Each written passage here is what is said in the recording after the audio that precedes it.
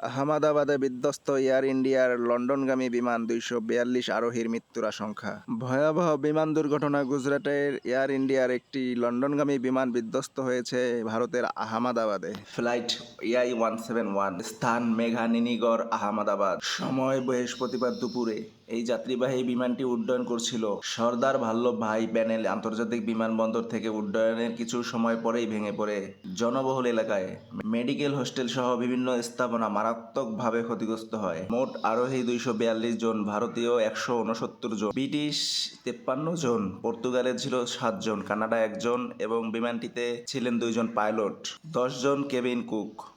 সর্বশেষ পরিস্থিতি, উদ্ধার কাজ চলছে। এনডিআরএফ ও মিলিটারি দল মোতায়েন করা হয়েছে। স্থানীয় হাসপাতালে আহতদের নেওয়া হচ্ছে। বিস্ফোরণ ও আগুনের কারণে আশেপাশে ভবন ক্ষতিগ্রস্ত। নিহত ও আহতদের সংখ্যা নিশ্চিত না হলেও বড় ধরনের প্রাণহানির আশঙ্কা করা হচ্ছে। এটি শুধু ভারতের জন্য নয়, গোটা বিশ্বের জন্য এক অপূরণীয় ক্ষতি। এই মর্মান্তিক দুর্ঘটনায় নিহতদের আত্মার শান্তি কামনা করি এবং আহতদের দ্রুত সুস্থতা এবং পরিবারগুলোর প্রতি রইল গভীর সমবেদনা।